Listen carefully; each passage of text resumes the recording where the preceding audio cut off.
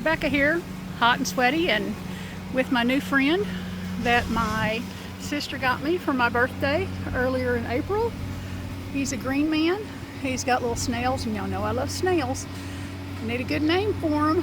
I was thinking Grandpa Fred, but since I actually had a Grandpa Fred, I figured that might not be a good name. Y'all help me think of a good name for him. I think he's cute. He's watching over the house and the garden. So today's video, we are setting up the at least one of the green deck composite beds, and well, we're putting them both down, putting a cattle panel trellis from one to the other. Got one filled with dirt and tomatoes planted in it, and the other one has dirt ready to be planted in it. We have a storm brewing. Here's the video. I hope you enjoy it.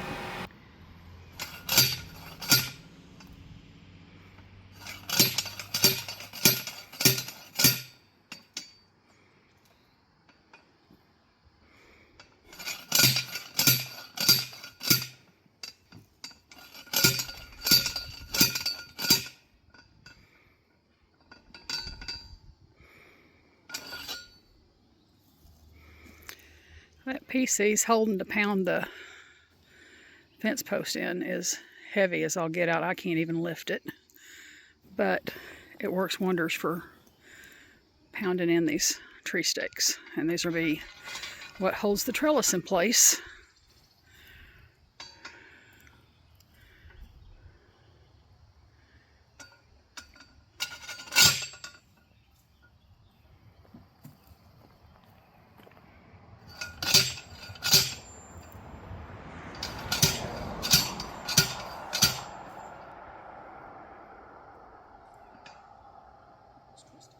That's okay.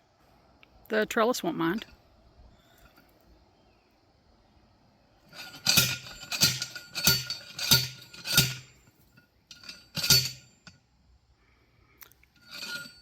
All right, that's good, baby. All right, I won't make y'all watch him pounding the other two, but then it'll probably take both of us to do the trellis, but I'll video what I can. Well, I kind of flubbed up, and my husband's having to fix it for me, of course.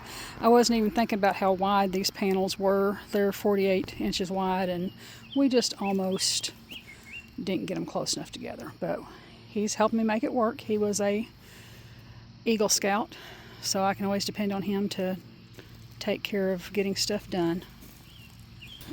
And of course, we ended up redoing them.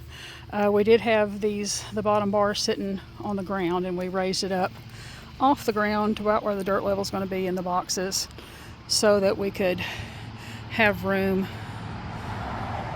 to bend the arch and secure it in two places. Otherwise, the arch was going to be awful short and only attached in one place, so that wasn't going to work for us. The reason why those corners were cut out is because when it was in the cinder block bed, those had to be cut to go around the cinder blocks. Same with this side. My husband's just going through and tightening everything up and tucking everything in so I don't cut myself on the wires, which I appreciate. So, and we use the handy dandy litter box to help get the height we wanted off the ground, just because that was the easiest thing to use. Pardon my shadow. But the beds are 6 feet apart, so we'll have 2 feet on this side, probably some buckets or another raised bed here, and then 2 feet on this side. So I want them 6 feet apart because for some reason I thought the panel was much taller than it was, and that they needed to be that far apart. They could have just been 4 feet apart, but happy to have it up. Thank you, honey, for helping.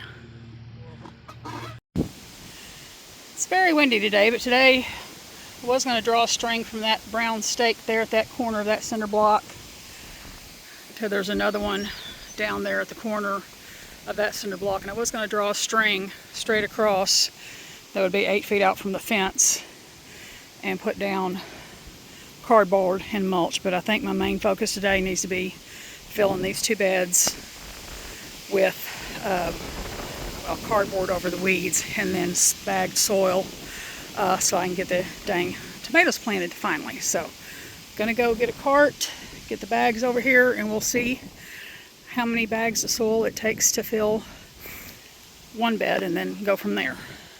As I am walking around to the back to get the cart to carry the bags of soil in, let's stop to admire these beautiful blooms on this iceberg rose. We have a volunteer rose. I'm hoping that may be some remnants of the yellow knockout rose that was planted here, because if it is, it's light enough it can stay in the moon garden. But yeah, I need to do some work on this bed, but not today. We're just going to enjoy the beautiful blooms on the iceberg rose while we go get the cart. I loaded up 6 bags of 1 cubic foot flower and vegetable garden soil into our John Deere cart. With as steep as the hill is down to the garden bed, I don't feel confident about my ability to not lose control of the cart, so I'm going to have my husband hook it up to the lawnmower or push it down there for me. Yes, this needs to be mowed, and that's on the agenda for today or tomorrow, but we're just concentrate on the garden beds, please. That's 6 cubic yards of garden and vegetable soil, and I probably could smooth that out and make that be enough, but I think I'm going to do 2 more bags, and then that's going to be it, just 8 cubic yards per bed, because I know it's going to sink down and it's going to have more added to it next year, so I'll just plan on adding 8 more cubic yards to it next season, or maybe for this fall and for next spring. But anyway, we're just going to start out with 8. The bed will be about half full, and that's fine. That's fine for getting started. The tomatoes will go down through this soil, and if they need to, they'll go into the soil underneath. So it'll be, these are open on the bottom. The plants can get all the dirt and whatever they need. Neighbor gave me some oregano. I'm going to plant it across here. Maybe plant some, I have some, is it calendula? Marigolds, whatever. I'll plant some other flowers down on that end. And so anyway, we're gonna make this work. I'll go get 2 more bags. My husband's running the lawnmower, so hopefully you'll be able to hear me okay. I have 2 sandwich slicer hybrids that I'm going to plant on this end. I have a tomato tone vegetable food and the biotone starter. This is a cherry baby. I have 2 more cherry babies in large pots up on the deck.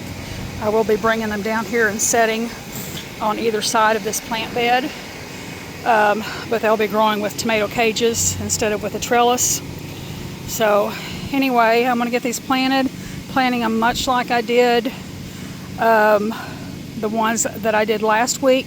This one I'm going to trim off the lower 2 things and try to plant it deeper, like plant it in a trench, so that only like this part up here is above the ground, and then the others I'm going to bury them as deep as I can too, so only maybe the top leaves are out of the ground.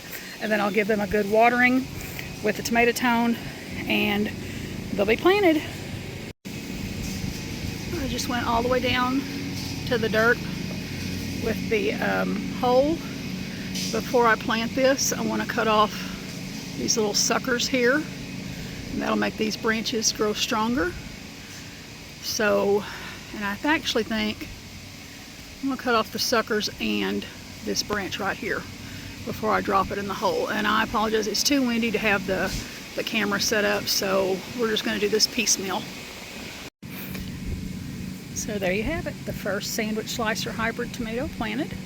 And it'll stand up, and I'll attach it to this when it gets tall enough. And again, this was cut off because when we had it in the other bed, we needed it to fit around the cinder blocks because it was a little wider than the cinder block bed. So anyway, sprinkled tomato tone around the bottom. I'm going to move on to the next sandwich slicer hybrid. Going to cut off that little leaf there and cut off this branch here with my little snippers and go on down the line. Okay, so what I did with the cherry baby is I'm laying it in there like that. I'll be pushing this down gently, covering it with dirt, and then it'll grow from there. And it'll be absolutely fine. If I wanted to, I could go ahead and come in with a little clip, and I probably will come in with a little clip and clip that to the bar so it'll be more stable. So I'll just be filling this in. That got planted, and I may go ahead and do this one to a little clip. Of course, that one's not tall enough for me to do for a little clip yet, but it'll be okay. And I'll just water everything in, and hopefully they'll be happy and grow. And the reason why you can do this, if you didn't watch my other video, is all these little hairs along the tomato stem have the potential to become roots. So you don't ever have to worry about planting tomatoes too deep, as long as you have some leaves and stems above the ground to get the sunlight and the nutrients they need from the sunlight. You're not going to kill it by planting it too deep. So that's good to know, especially because tomatoes, as you've noticed, can get very leggy very quickly. So now that they're in the ground, they should grow better and do better. So let me get this covered, clipped, fertilized, and watered. I just want to show you these clips real quick. They come in a little baggie, has some little ones on the end, big ones in the middle, more little ones on the end. I've already used some on other plants. They come in like the two sizes, the small and the big. Just for right now, I'm going to use just two small ones. And I think I may put a little stake down here for this one, just to give it a little more stability till it develops a little bit. So I'll put a stick that goes up to the first rung and clip it to that. And I'll go ahead and clip these to the thing. And this is where we're going to end the video. Here we have it. Cherry baby tomato plant. Went ahead and put a big clip on it. Sandwich slicer hybrid. I put a big clip on the bottom and a smaller clip on top. We are supposed to have some storms tonight, and I don't want it to break, so hopefully that'll hold it okay. And then down here we have a stick and the other sandwich slicer hybrid with a small clip to hold it to the stake just above the leaves to give it a little support so it doesn't, hopefully doesn't snap. So we'll come out and check on these next week. I have the 8 1 cubic yard bags of the flower and vegetable garden soil to go in this bed over here. That'll happen at a later date. And my husband's coming back with the lawnmower, so I'll say goodbye again. Thanks for stopping by. Y'all come back.